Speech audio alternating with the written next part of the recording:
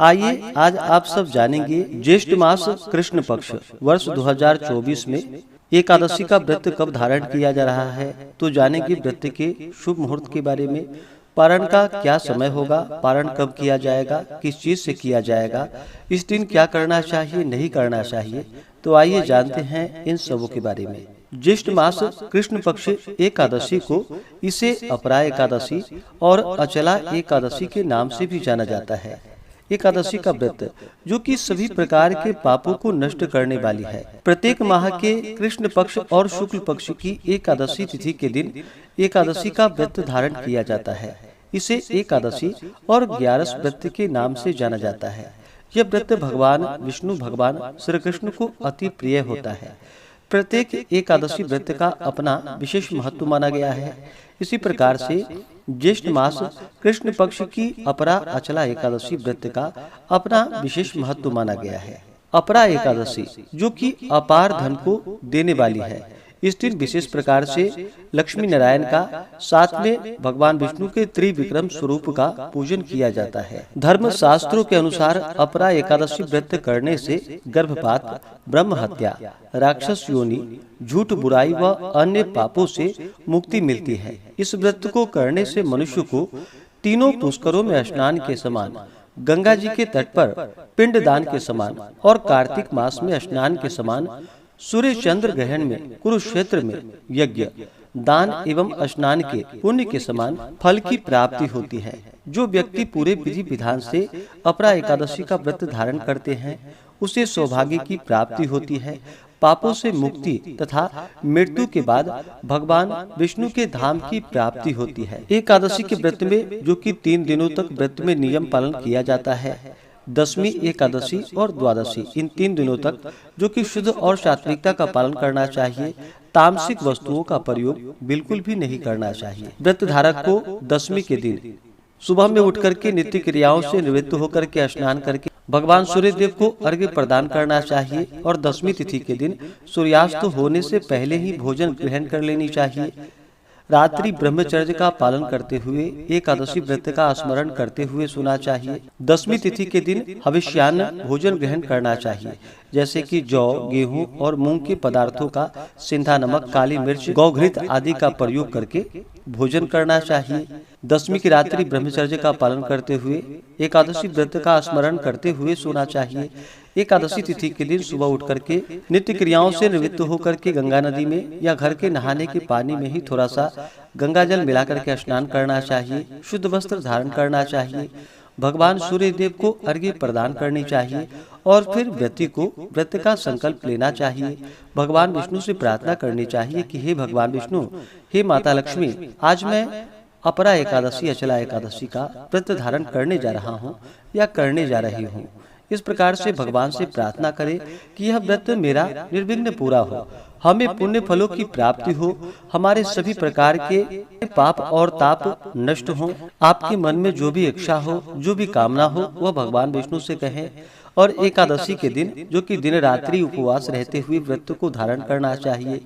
जो उपवास नहीं रह पाते हैं, जिनका स्वास्थ्य सही ना हो, तो आप एक समय फलाहार ग्रहण कर सकते हैं और फिर सुबह शाम के वक्त पूरे विधि विधान के साथ भगवान का पूजन करना चाहिए।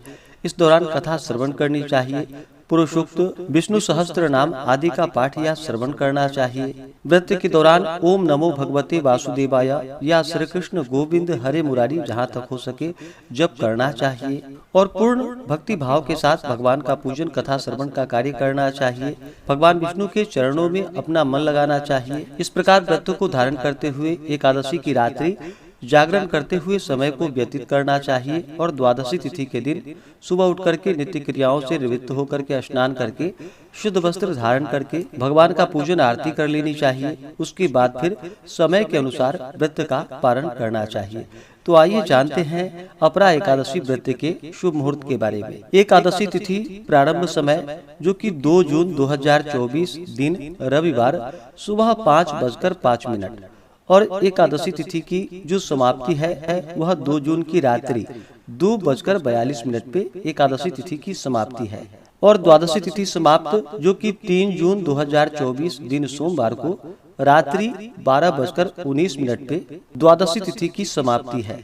एकादशी तिथि के दिन सूर्योदय का जो समय है सुबह 5:07 है और एकादशी तिथि प्रारंभ जो कि 2 जून को सुबह 5:05 से शुरू है। तो इस बार एकादशी व्रत 2 दिन बतलाया जा रहा है। वैसे आप स्मार्त हो या वैष्णव हो, आप चाहें तो 2 जून को ही व्रत धारण कर सकते हैं, क्योंकि सूर्योदय से पहले ही एकादशी तिथि शुरू है। लेकिन वैष्णवों के लिए जो कि शुद्ध द्वादशी लिया जाता है, इस कारण से सभी गृहस्थ जन स्मार्तों के लिए 2 जून 2024 दिन रविवार को व्रत धारण करेंगे और जो मोक्ष इच्छुक भक्त हैं वो 3 जून को व्रत को धारण करेंगे। एकादशी व्रत का जो पारण किया जाता है, पारण हरिवासर समाप्त होने के बाद करना चाहिए। हरिवासर का समय द्वादशी तिथि का पहला चौथाई हिस्सा हरिवासर का होता है। तो द्वादशी तिथि की जो समाप्ति है वह 3 जून 2024 दिन सोमवार रात्रि 12:19 पे द्वादशी तिथि की समाप्ति है। तो जो भी भक्तजन 2 जून को व्रत धारण करेंगे वो व्रत का पारण 3 जून को सुबह 8:06 से सुबह 8:45 तक व्रत का पारण कर ले। इस समय में पारण ना हो पाए तो आप दोपहर 1:30 से लेकर के दोपहर 3 बजे तक व्रत का पारण कर ले।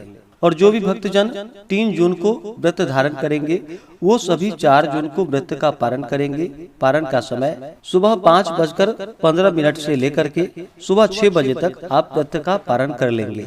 अपरा अचला एकादशी व्रत का पारण जो कि तिलेन पारणम यानी कि तिल से व्रत का पारण है, यह संभव ना हो पाए तो आप तुलसी दल, जल या फल से व्रत का पारण करें। एकादशी तिथि के दिन ब्रह्म मुहूर्त का जो समय है वह समय सुबह 4:02 से सुबह 4:43 तक होगा।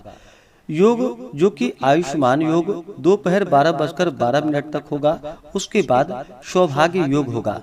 सर्वार्थ सिद्धि योग बन रहा है 2 जून की रात्रि में, जो कि रात्रि 1:40 से शुरू होकर के अगले दिन सुबह 5:23 तक सर्वार्थ सिद्धि योग होगा।